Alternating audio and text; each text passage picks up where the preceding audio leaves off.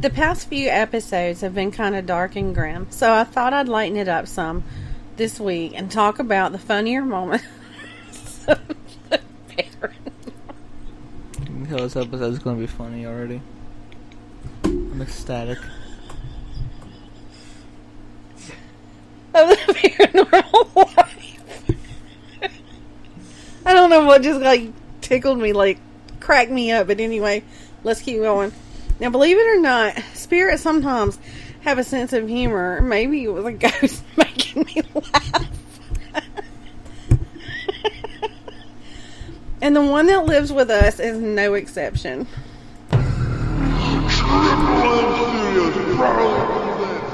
Mystery, murder, and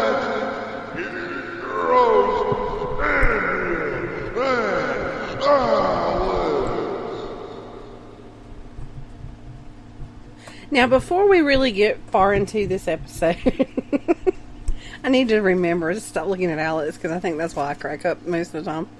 But before we get too far, I just want to say thank you because as of today, we've hit over 3,200 downloads. So I think that's pretty awesome, don't you, Alex? Yes, it's pretty awesome, and you're still looking at me, so you're about to laugh right now.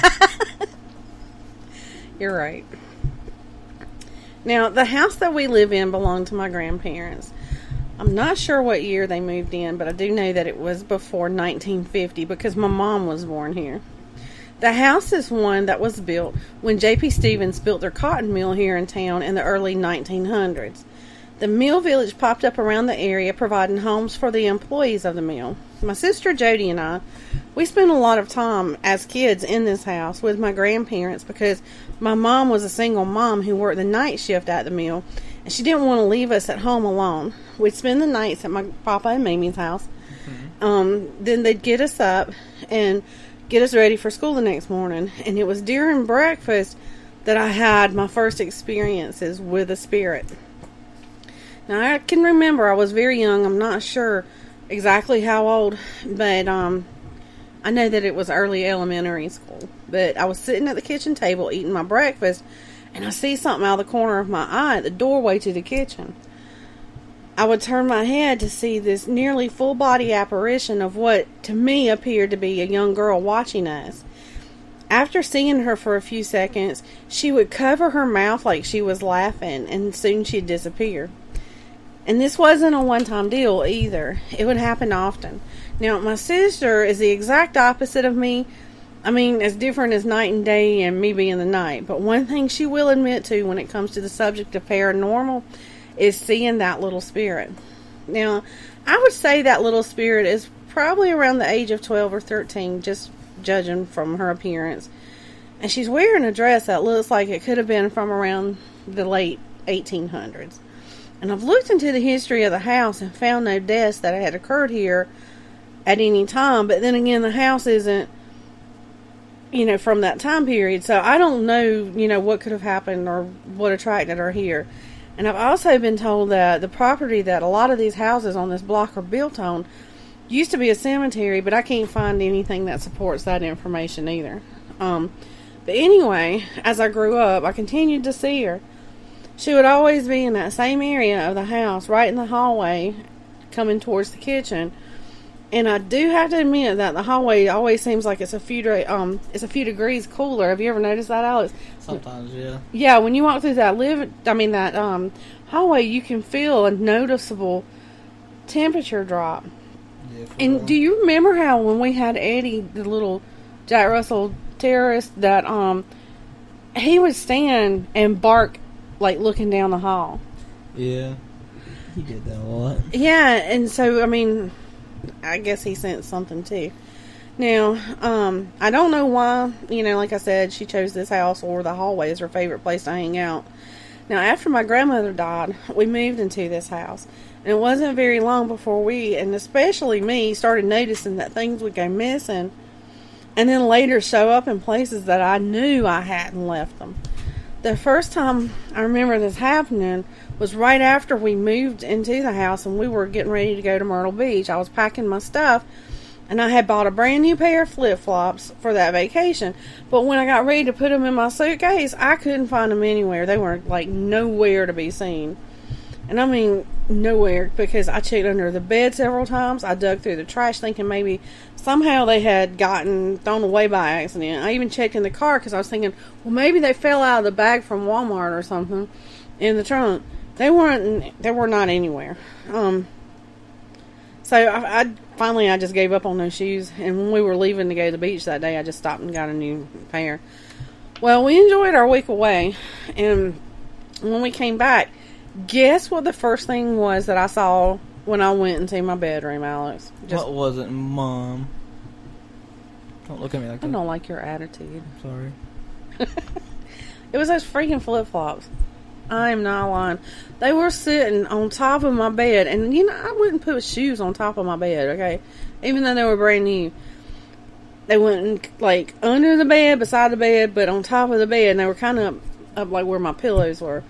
And I know for a fact they were not there when we left the house the week before. And she seems to like girly stuff most because I've had makeup just disappear out of my makeup bag. When I wash dishes, I always lay my rings up in the windowsill. And I don't always remember to put them back on when I get finished.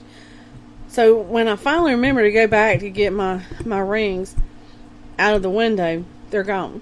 And days later, they'll show up somewhere that I know I didn't put them. One time I found them in the medicine cabinet in the bathroom, sitting beside my toothbrush.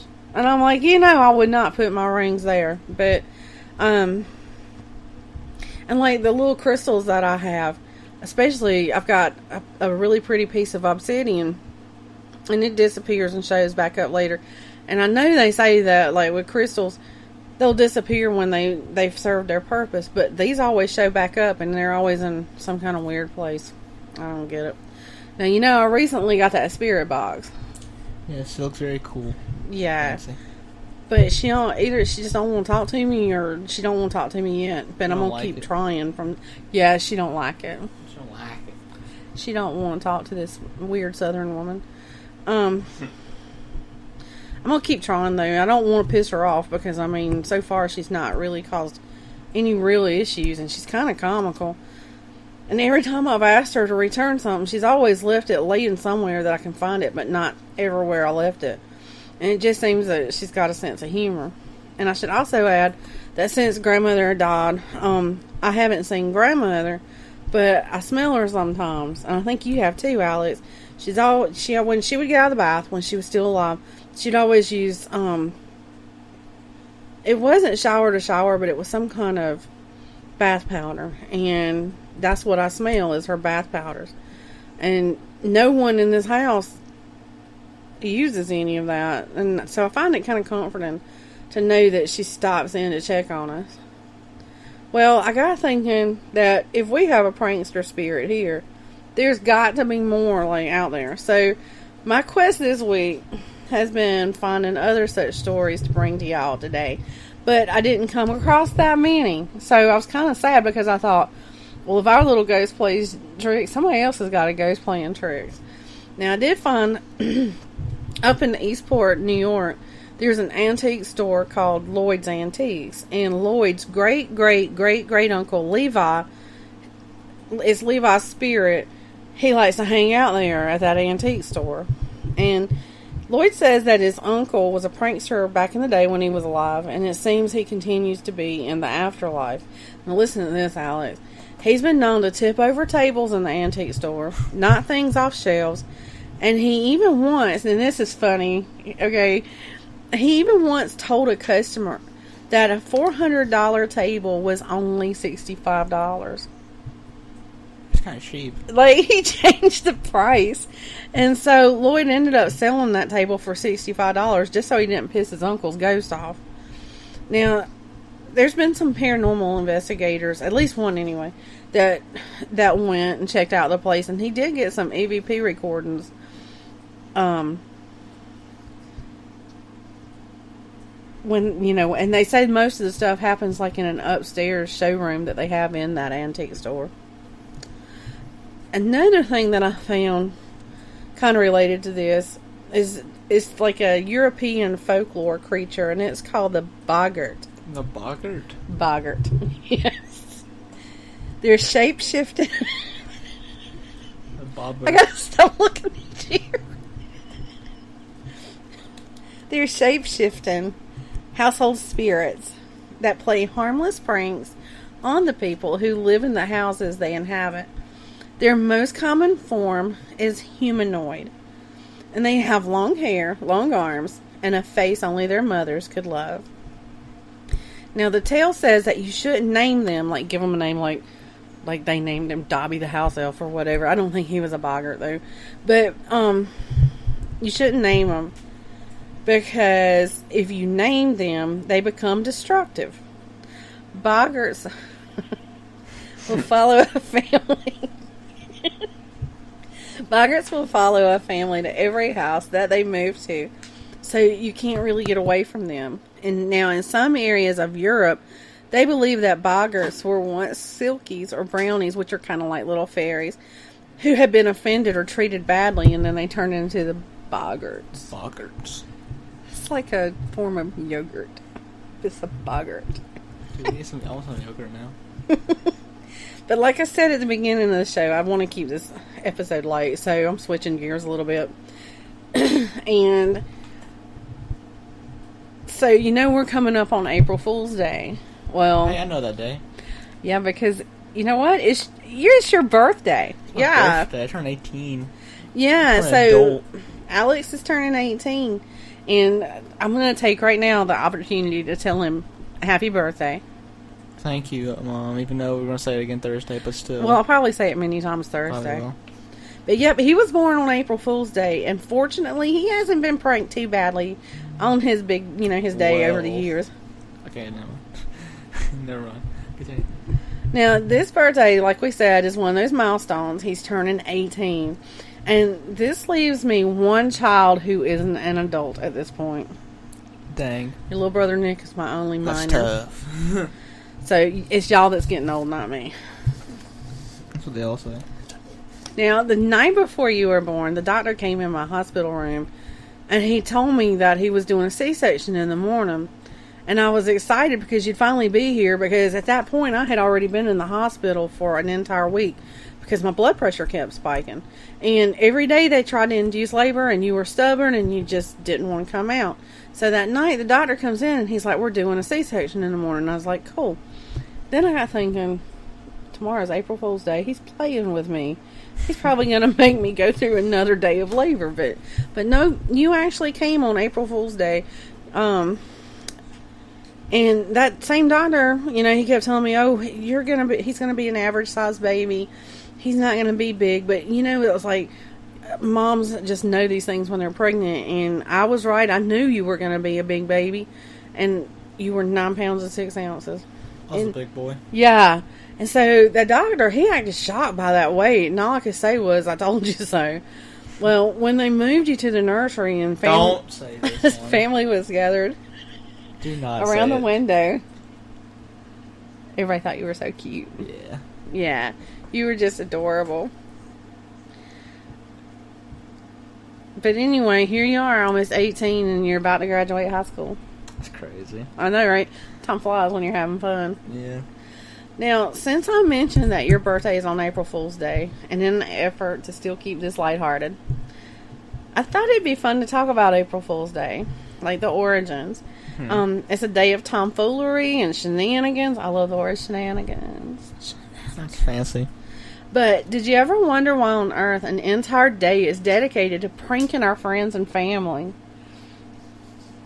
Now, we all know what April Fool's Day is. We play tricks on unsuspecting friends, like putting tape over the sensor on the remote, or putting bubble wrap under the rug and it pops like when they walk across it. Or you could even, and I'm not saying you should do this because hand sanitizer is very precious right now. Yes, it is. But if you replace the sanitizer in the bottle with clear school glue, imagine their faces when they get sticky hands. But anyway, why would this become a thing, Yeah. So some historians believe that the tradition started all the way back in 1582 when France switched from the Julian calendar to the Gregorian calendar. in the Julian calendar, the new year began on April the 1st. Now, the news didn't travel fast back in those days. I mean, it was 1582. There was no internet. Mm-hmm. And so the people that didn't know that had changed were like still celebrating the new year like around April 1st instead of on January the 1st. When they continued celebrating the new year at the end of March and into the beginning of April, they became labeled as the April Fools and had pranks played on them. Now, April Fool's Day has also been linked to festivals such as Hilaria, which was celebrated in ancient Rome at the end of March by followers of the cult Cybele. I don't know exactly. I didn't look further into that. People would dress up in costumes and mock fellow citizens and magistrates. Now, by the 18th century, April Fool's Day has spread to Britain. And in Scotland, it was a 2-day festival, so they had a big thing about it. They started the event with something called hunting the gawk, G-O-W-K. I'm not sure if I said that right. Which meant they were sent on errands that weren't real. And I guess it's kind of like how people say hunting for snipe, I guess. But that was followed by Taily Day. And it was all dedicated... Taily Day. It was dedicated to pranks on people's butts. They would pin fake tails and signs that said, "Kick me," to other people's backsides. Yeah, crazy. Kind of immature, but it's still kind of funny. Yeah, it is. Over the years since then, it's evolved into what it is today, and has its own unofficial set of rules. And one of those rules is that all pranking ends by noon that day, and if anyone who tries to pull a prank after that time, they'll meet bad luck.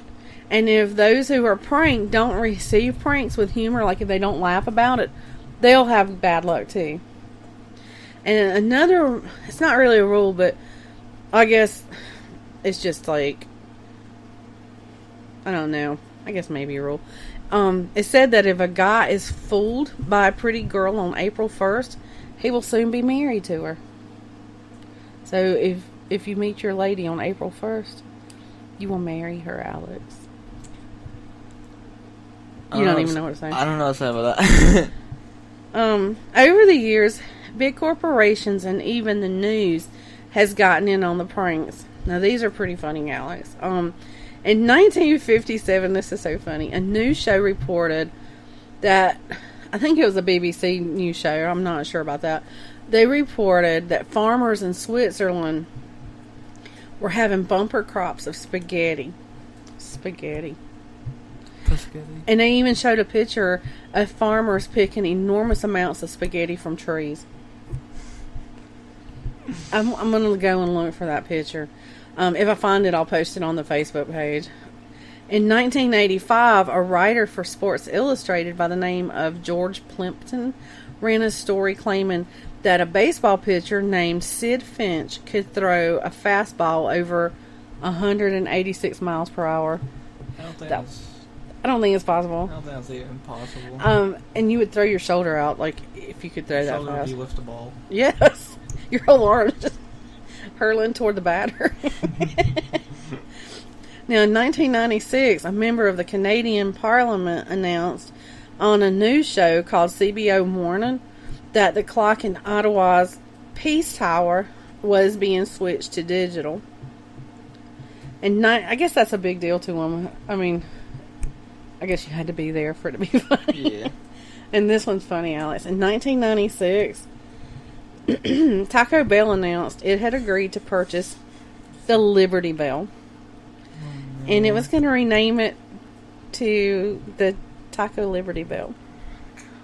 And this one's even funnier. Burger King couldn't be outdone. Mm-hmm. So in 1998, they advertised the left-handed Whopper. Yeah, it's Whopper for people that use their left hands. And a lot of people fell for it, and they started showing up at Burger King ordering the left-handed burger. I mean, they didn't even get that it was an April Fool's prank. I mean, imagine pulling up to the drive-thru and you're just ordering a left-handed Whopper. I mean, when you say it, it just sounds preposterous. Can I eat this with my right hand even though it's a left-handed Whopper? But whatever you do on April Fool's Day, have fun doing it, but please don't go to Burger King expecting to order a left-handed Whopper. But if you do, please tell us about it. I'd love to hear all of the details. And you can send that to 3mpodcast3@gmail.com. Have an awesome day, y'all, and don't be pranking too much. We're gone.